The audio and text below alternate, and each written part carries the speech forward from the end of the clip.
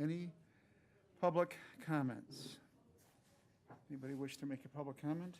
Anybody wish to make a public comment? If not, we will move on to the approval of the minutes from the January 25th meeting. What are your wishes? Moved by Arstad. To approve, is there a second? Leahy will second. Seconded by Leahy. Any discussion? If not, all those in favor will signify by saying aye. Aye. Opposed, no. That motion carries. Next is an educational presentation on the university year program update, results from the facility planning project. I think This is Administrator. Administrator Leonard. I can take that if I may, Mr. Chair. Okay, Thank you. And I'll be very brief. You do have a link in your packet that is a link to the results of the work that the students from the University Year program put together for us on a kind of getting us started on a facility planning discussion relative to, as you see from the document, two larger facilities or two larger issue areas we're trying to address. The first, some crowding within the courthouse. As you know, we've expanded some of our courtroom activities with the sixth judge, and we've added now 2 hearing rooms. One has been up and running for a while. We're still putting the finishing touches on that second hearing room. So we wanted the students to take a look there and start us down the conversation path of what departments potentially could be relocated to another facility, because as you know, we do have some opportunities presenting themselves to us in the next couple of years as a result of some of the work we're doing at the North Central Healthcare Lakeview campus, the relocation of social services and some other space that was freed up when the ADRC left that campus several years ago, and also the relatively recent termination of the lease that was held by the family care entity Inclusa that used to be located on campus. So they were trying to help us get that conversation started. And then another conversation was really around the dormitory, which, as this committee is well aware, the University of Wisconsin-Stevens Point, Wausau campus, that dormitory has been a significant asset for the community and for the university for a great number of years. However, its utilization has significantly decreased over the last several years, and in fact, over the last couple of years, it hasn't been used, particularly with the pandemic that essentially negated the interest of the university to maintain operation of that building as a dormitory. So they transferred that back to Marathon County recently. And we've been in the process of trying to determine what is the future use of that facility look like. So really, we wanted to turn, the whole idea of this project was to turn some students loose and let them think outside the box on some potential uses for that facility as well. I haven't had the opportunity, it's a long document. It is, again, linked in your packet. Just give you my initial thoughts is, again, I think it started the conversation. I'll speak specifically for the comments from administration. I think there's certainly some opportunity to fine tune the relationship map that they put in the document. And I really do think that administration actually can be relocated from the courthouse if that's the right thing to do. But it really was a good opportunity for department heads to start to think about what departments do they work very closely with?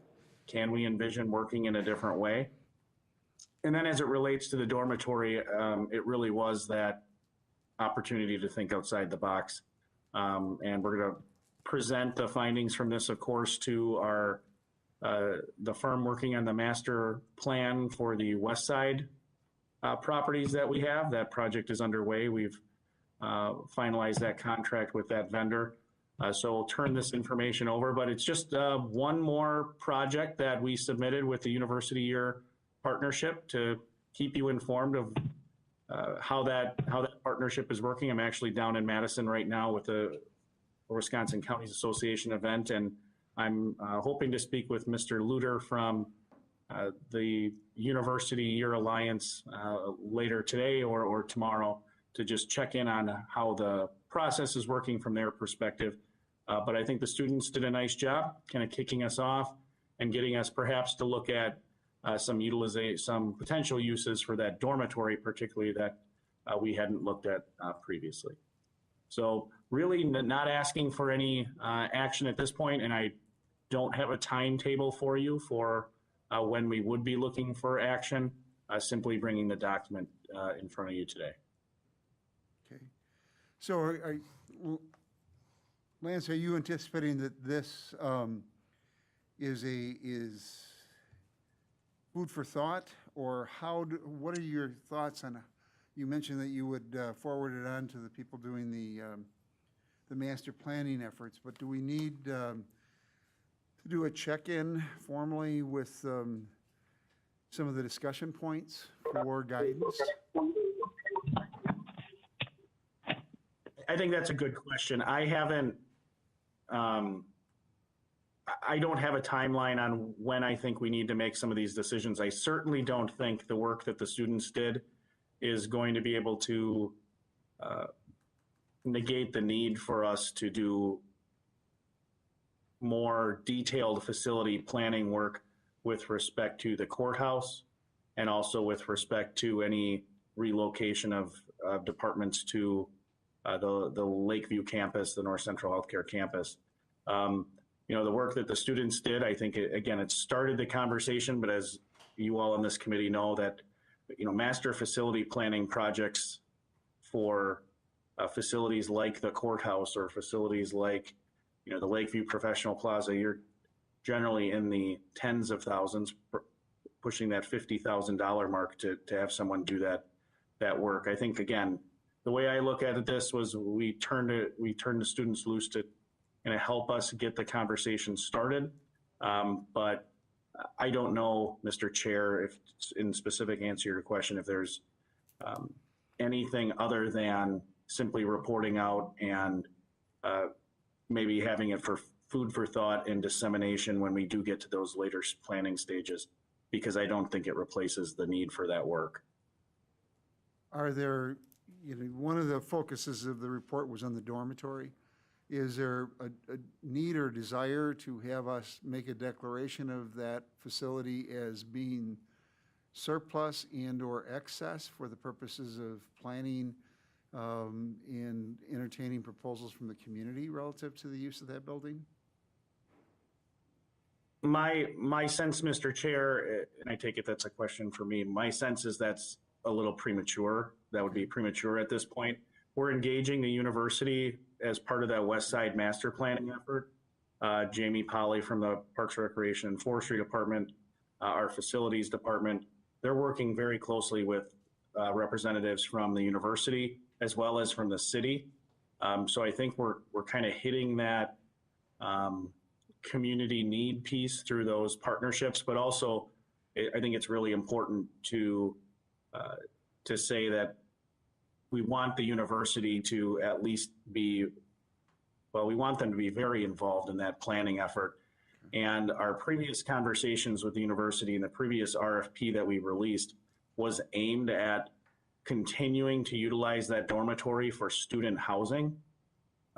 So any declaration that the dormitory at this point would be excess property or surplus property, I think is premature. We may find, and I'm not saying this is the case, but we may find through that West Side master planning process that identifying and delivering some form of student housing adjacent to the campus or on campus property is a priority.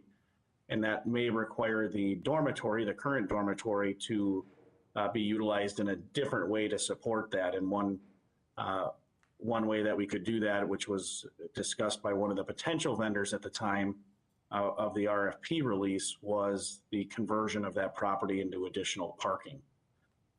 So I think it would be premature to make any surplus declaration at this point. Okay. Are there any questions for the administrator? If not, thank you for that update. Yeah, thank you. Update from the treasurer on county's participation in Wisconsin Help for Homeowners program. And there was information sent out. Do we have somebody from the treasurer's office on? So Connie, do you want to share with us? Yes, this program it's pretty much it's like a homeowners program that allows for residents to have their taxes paid from 2019 and older. And it starts as January 1st of 2020. So I did have a resident call me with the understanding that his 2021 taxes were going to be paid. So the state had told him yes, but according to our agreement, it's no. So I think they're still revising it. But this is a program that we will have given to us. Basically, we're going to receive a check from the state, and then we apply to their payment. And then the applications and everything will be handled through this program. But it has to be with a coronavirus issue where they have to prove that they can't make their payments. So right now it's just, all it is just the first phase of determining which counties are going to participate. Okay. And we won't really hear anything from them in the next couple of weeks because it's not going to be finalized until the end of February.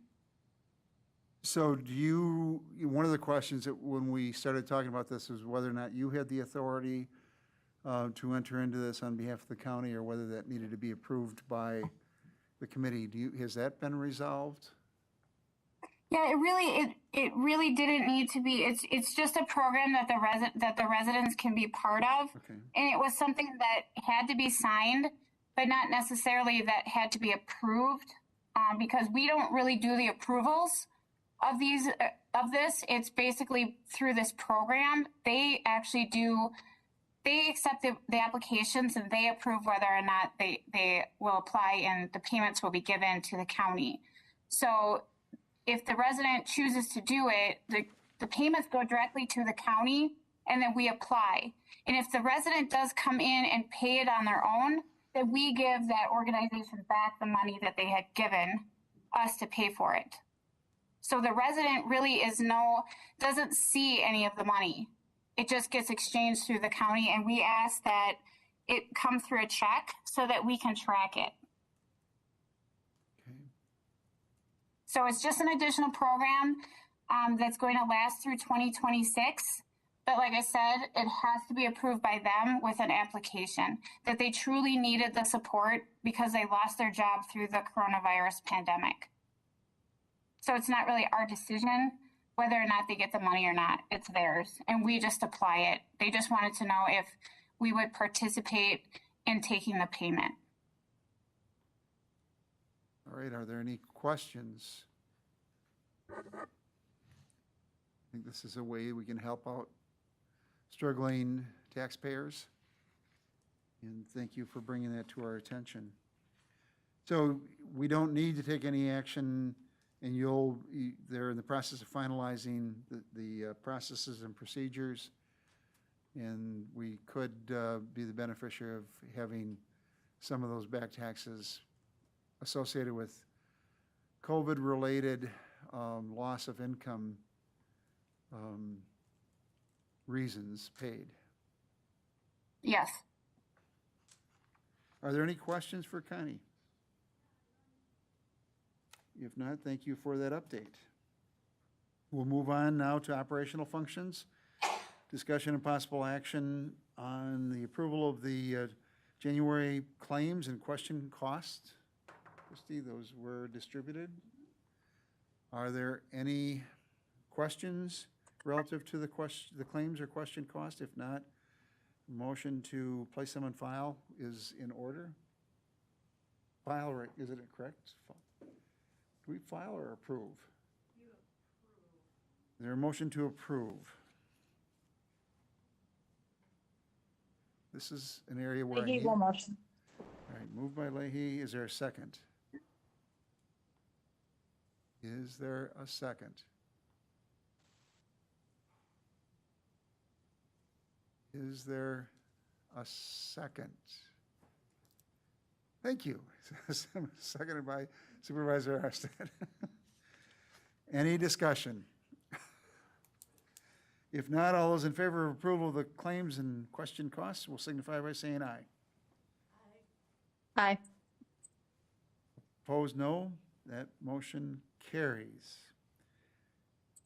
Interdepartment budget transfers. Christie?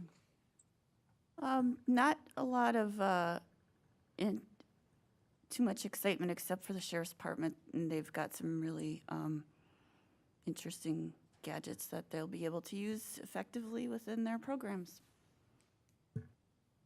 All right, are there any questions of the interdepartmental transfers, purposes? If not, all those, or we need a motion? We need a motion, so do we have a motion dealing with the 2022 budget transfers?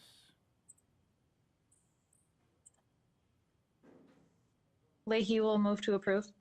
Thank you. Is there a second? Is there a second? Seconded by Arstead. Any discussion?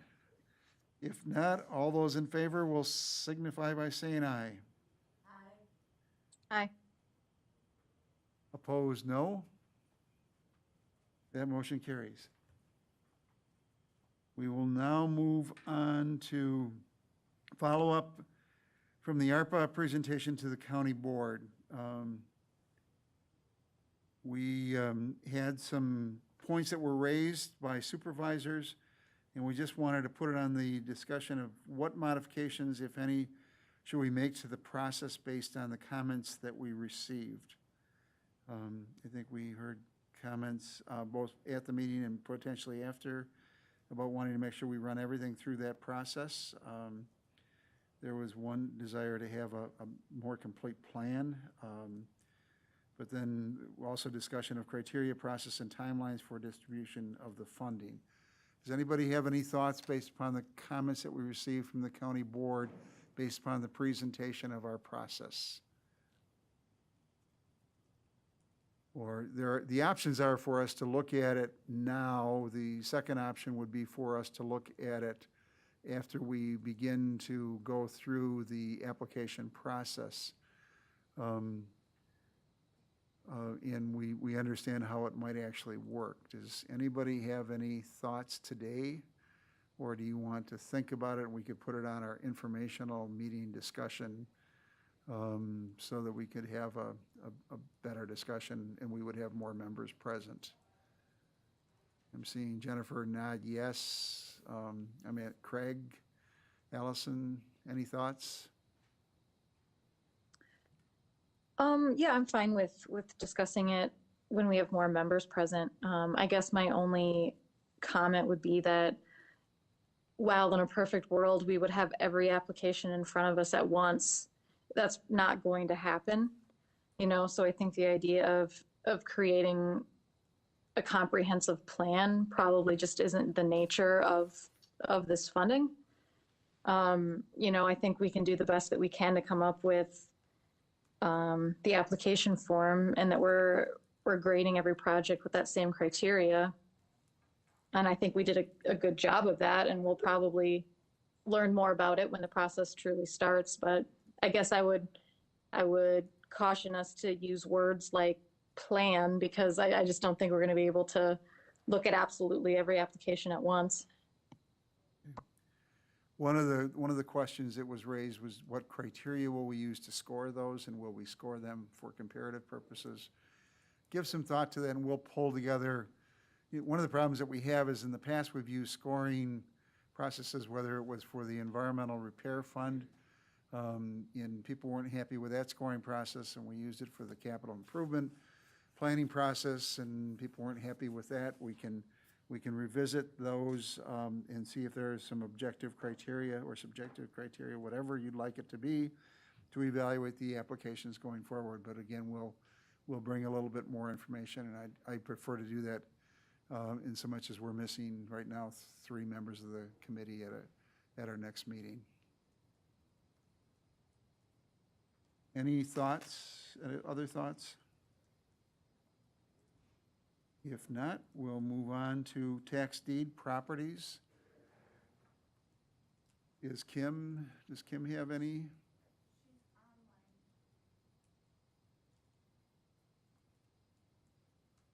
No, I don't have anything for that.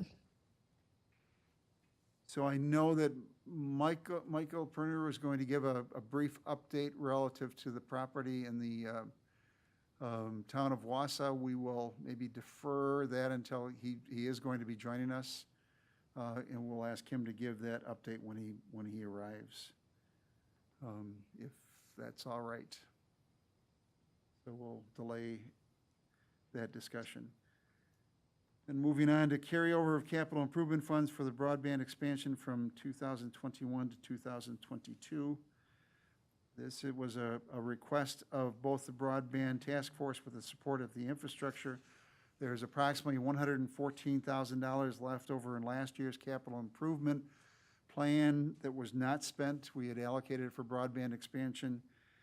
Those two, the task force and the committee, we're looking for a motion to carry it over outside of the normal process because we have broadband grant applications that are coming up, and we need to know whether or not there's funding available for that purpose. And the only issue we have is that until the end of last month, well, actually last Friday, we still can pay 2021 bills. So we will just take a motion with the funding after the 21 bills are paid. And then what we do is we roll it over. So I just want to make sure we don't take a dollar amount and say this is it, because I need to run the financials through 2021. So I think the question is could we begin to commit those funds? Yeah. What we do in all of the CIPs is we wait till all the bills get paid, which was the end of last Friday. Then we go through all the projects in the CIP regardless of whose they are. So if you want to approve it being carried over, we'll just handle it and take care of it in that manner. But you will see a bunch of them coming late, probably in your March County Board meeting. So And we not would a need to problem. do that before You bet. then. Yep. So- Yep. So again, this is to carry over the unspent balance of the capital improvement funds dedicated to broadband expansion from 2021 to 2022. Is there any discussion or questions? If not, we would need a separate motion to do that. I would look to the committee for that motion.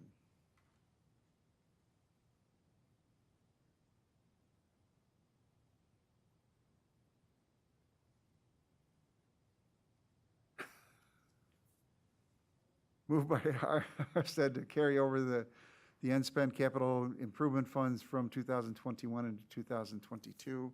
Is there a second? Second by Leahy. Any discussion? If not, all those in favor will signify by saying aye. Aye. Opposed, no. That motion carries. Is Craig still on? He is, Mr. Chair. He gave a thumbs up to your Okay. vote. Okay, thank you.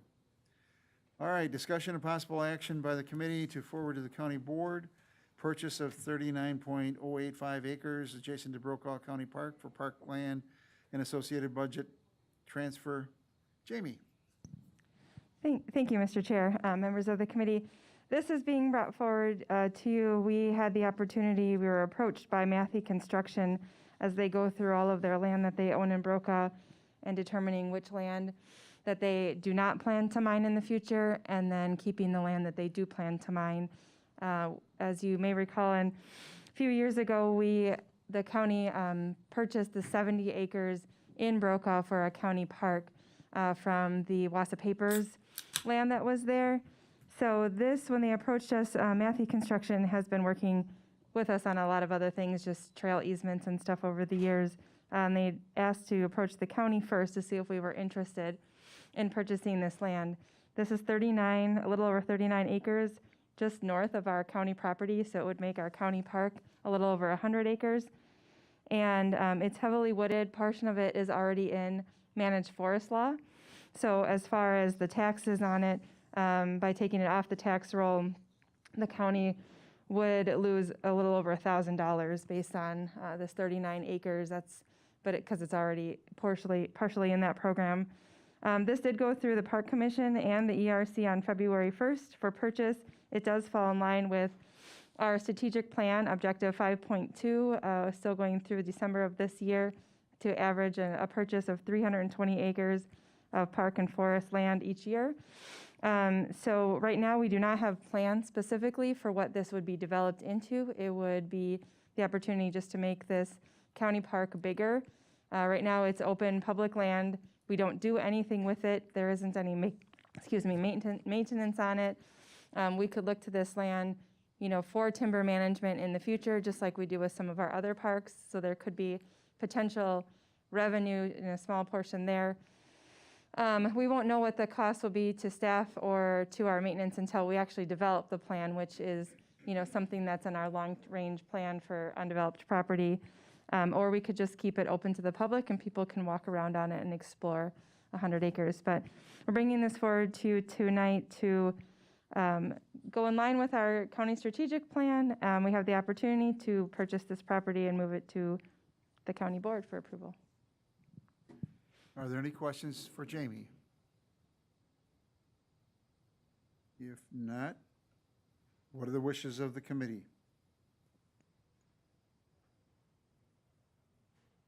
He will move to approve the purchase. Moved by Leahy, is there a second? Is there a second? So seconded by McEwen. Yes. Any discussion? If not, all those in favor will signify by saying aye. Aye.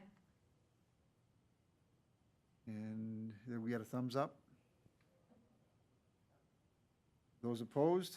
That motion carries unanimously. Thank you. All right, thank you. All right.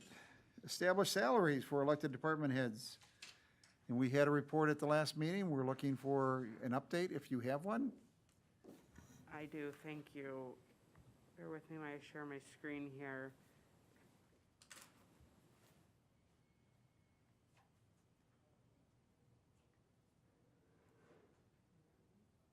Can you see my screen?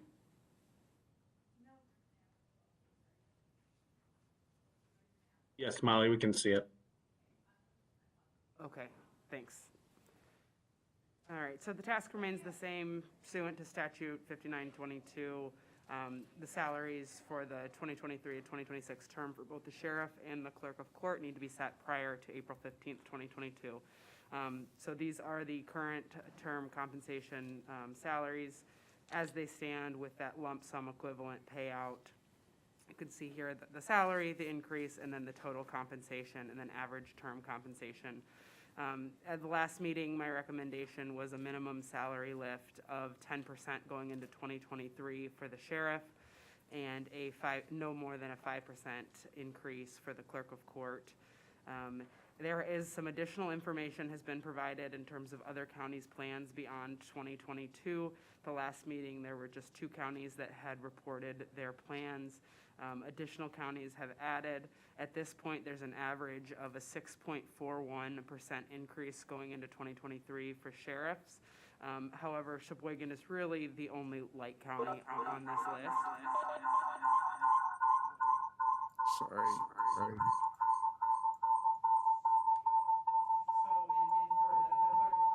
Average going into 2023 is 4.78. So with the additional information coming in, my recommendations remain the same. This chart here is that 10% increase for Marathon County, showing a 6% increase for all the unknown counties. The only actual on this chart is Sheboygan.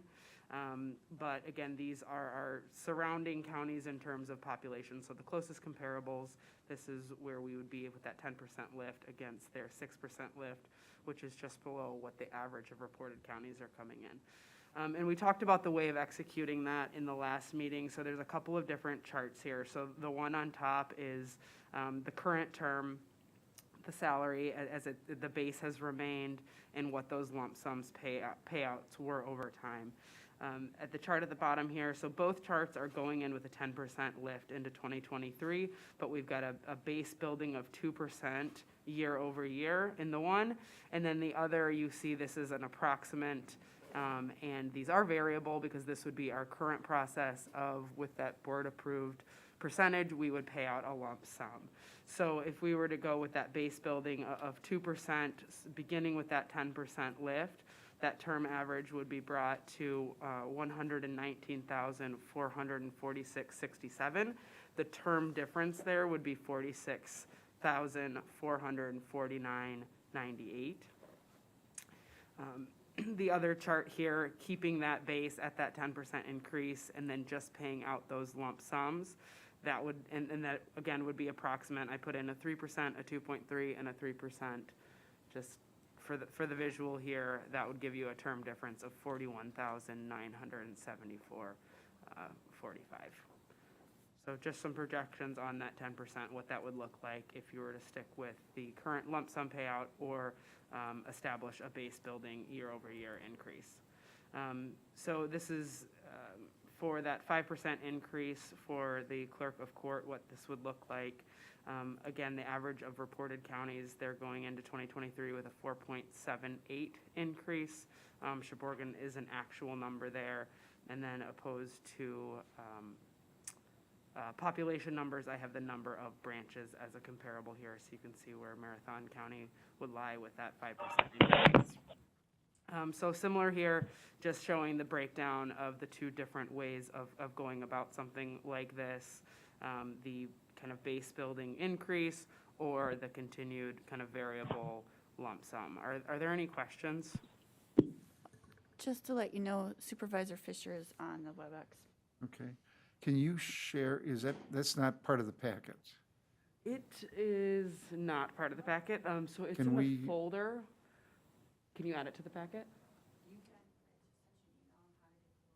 Okay, Can we upload that to the packet so that everyone can have access to it, both? absolutely. Well, I packet a screen. So I am sharing it to the screen. Can the folks on the WebEx confirm that they are viewing my screen? Yes. Yes, we're seeing the Yes. presentation. But it's not pulling up on, So this screen is not showing the WebEx. This screen. That's the packet. Okay. All right. it's- So is there a way that I can get it in the packet right now? but if you could, because, I'm really a web wizard, but I can do it. are you looking for action today based I'm upon- not. I am not. I mean, this is your decision. I want to make sure you have all the information that you're looking for from me, Okay, to be able to. okay, there it's up. So I guess with that, is there any other additional information, I guess, aside from other counties reporting, their plans, if you find that applicable, any other information you would look for me to gather to help you ultimately make a decision of what you'd like to propose? Does it again, those lump sum payments, is that customary? Or how many are doing the lump sum? As far as I can tell, we are the only ones that are reporting a lump sum payout. So others are just building an increase They into are. the base. They are. From a process or from a policy perspective, what are the thoughts of the committee members relative to a lump sum versus a building it into the base, just so she can incorporate that into whatever recommendation she brings forward? Supervisor Leahy? John, this is- So go ahead, Supervisor Leahy, and then Supervisor McEwen. Thank you, Mr. Chair. Is there a difference in whether this is more beneficial to the county as an employer or more beneficial to the employee? Either one of those, I mean, I guess is one of these methods more beneficial to either, or is it kind of a wash as terms as taxes and how that all plays out. Is that a factor in this decision?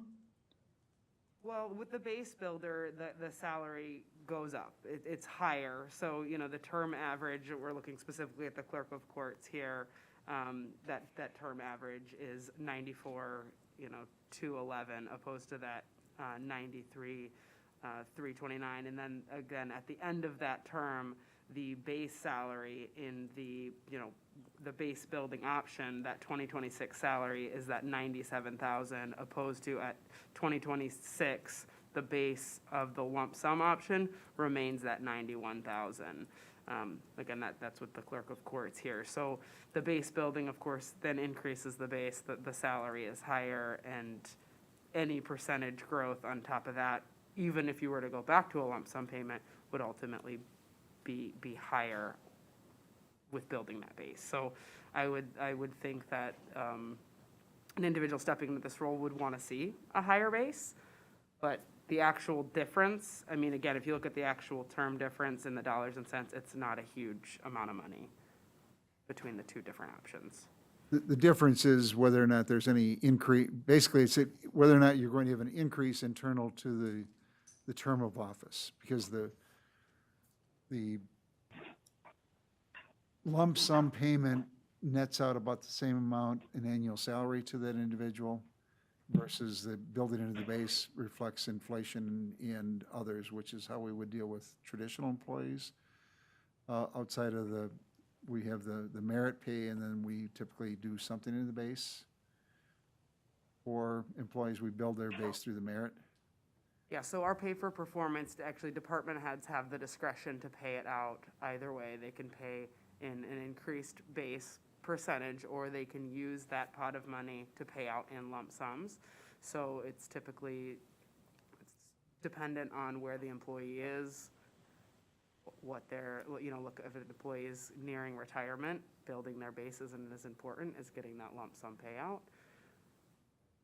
But there is no rule for how a department head, it's at their discretion how they spend that pot of money that they have. Other thoughts? Craig? Mr. Chair, this is Craig. Thank you. Sorry, I got on the computer, but I could see you, but you couldn't hear me. So anyways, back on the phone. My question is what have we done in the past with the sheriff's salary and the clerk, or is this something new? Was there a yearly increase, or was there always a lump sum? It's historically always been the lump sum. Okay. But that seems to be unique to us from the information that I've been gathering, and that's why I presented the base building percentage increase as something different, because that seems to be more in line with what other counties are doing. Okay, thank you. And for the, Chair Robinson. go ahead, Supervisor Fisher. Thank you. Molly, so just a quick question for you. I know you're looking here, we're clearly on the path to getting to a more marketable rate with such a relatively large jump, either way, whether it's on the base build or the lump sum. Obviously, the jump for 2023 is a pretty substantial pickup of 10%.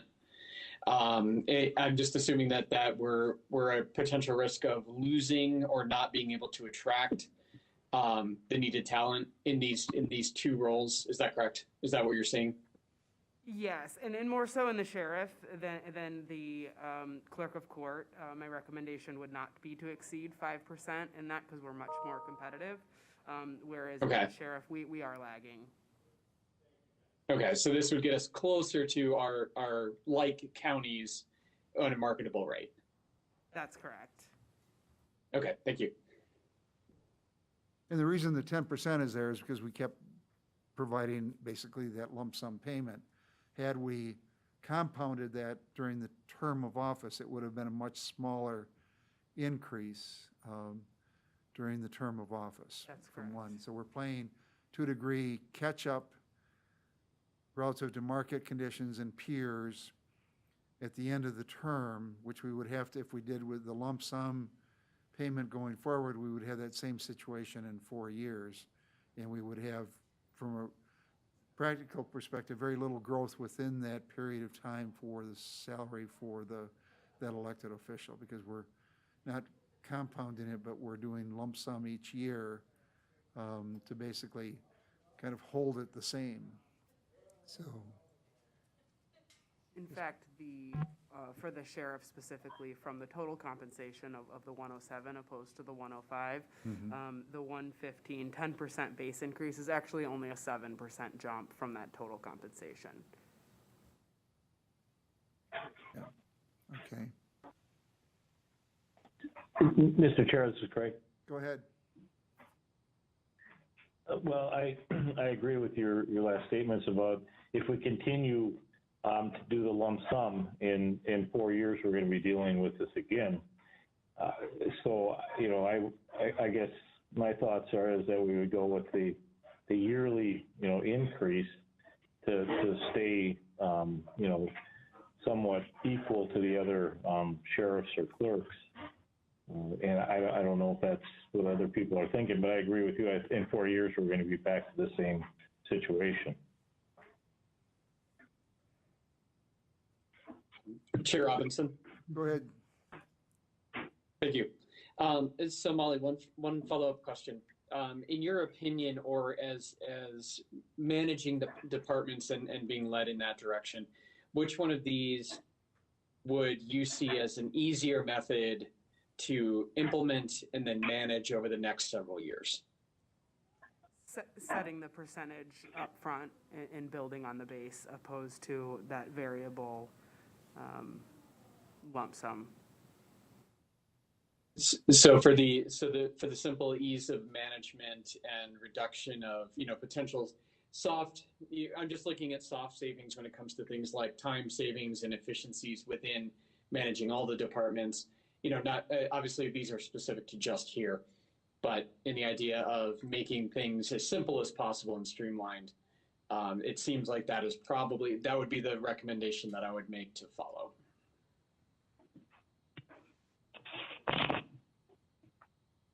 McEwen, I would second that. So was that a motion to direct HR to develop a plan based upon a progression within the term of office, pay progression within the term of office? Yes, I would like to make that motion. All right, and that was a second from McEwen.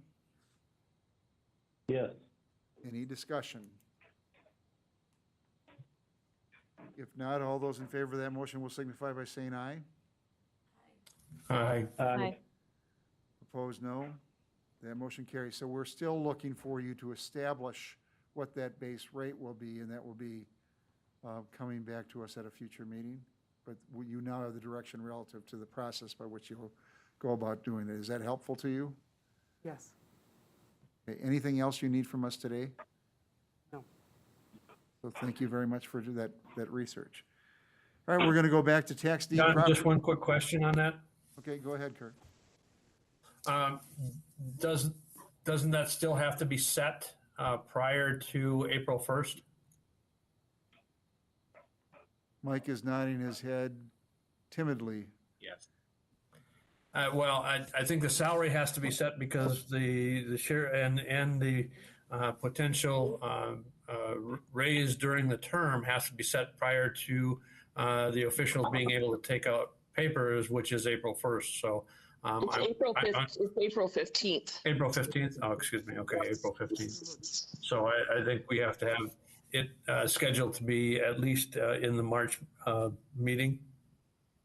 All right, so you'll bring that recommendation back as to the, relative to the base, the salary for the upcoming term for both positions at the next meeting? Mike, is there anything? No, that's right. I wasn't sure if it was April 1st or April 15th, but sounds like the 15th is right. All right. So we look forward to that recommendation at the next meeting, and you have your direction relative to how to handle it internally. So, anything else? If not, thank you. We will then go back to item number 5A4, tax deed properties. Mike? Thank you, Mr. Chair, and thanks for taking this out of order or moving it to the end of the meeting. I wanted to update the committee in relation to the property in the town of Wausau. This was the 234495 Fire Station Road property that the committee accepted a bid on back in January. The bid was submitted by the previous owner, Jeffrey Borse, and the committee had put forth specific conditions as to that accepted bid, and directed me to attempt to negotiate a purchase agreement with Mr. Borse.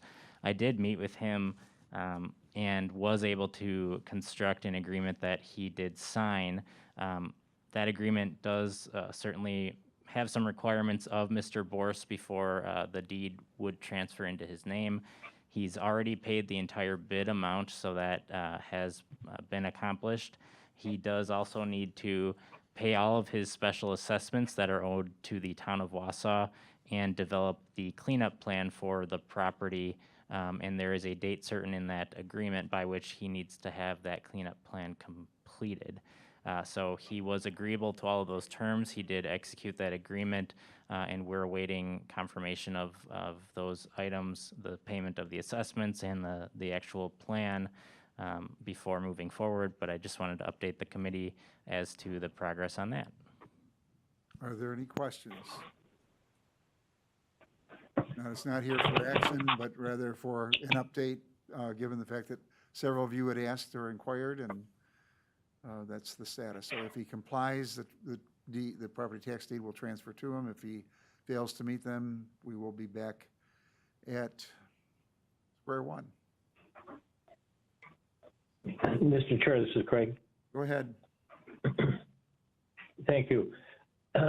Mike, the cleanup, you said there's a date set for that, and that also, until he has that done, the deed will not be transferred to him?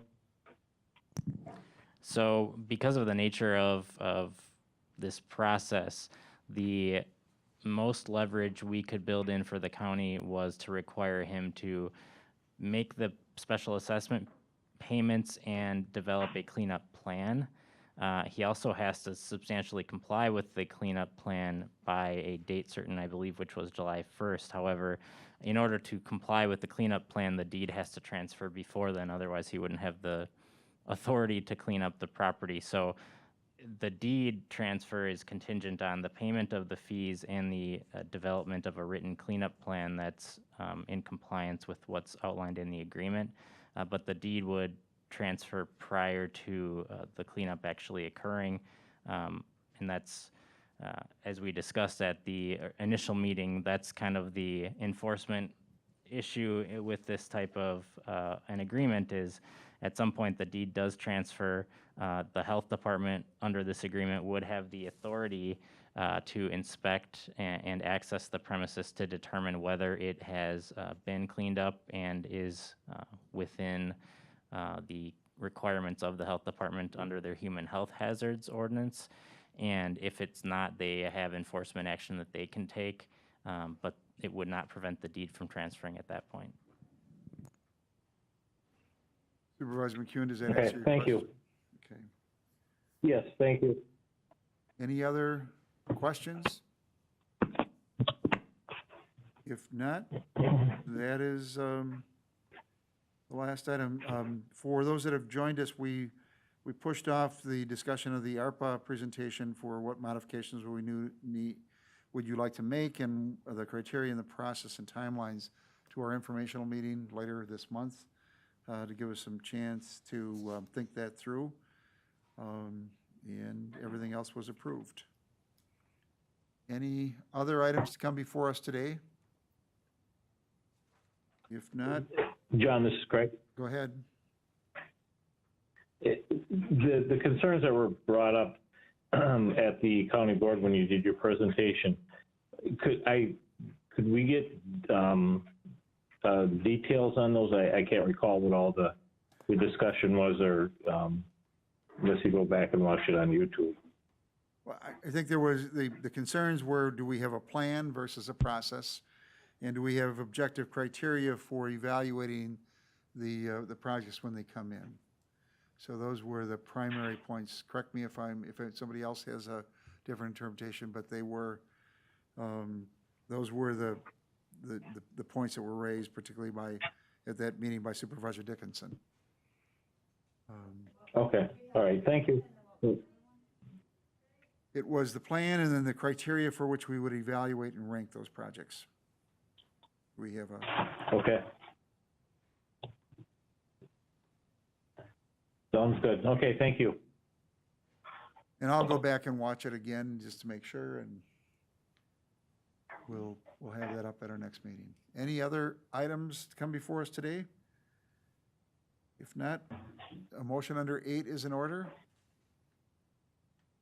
So moved, Mr. Chairman. Moved by Gibbs, seconded by Second by Fisher. Fisher. All those in favor will signify by saying aye. Aye. Aye. Aye. Opposed, no. That motion carries. Thank you all. Thank you, and thanks, CCI.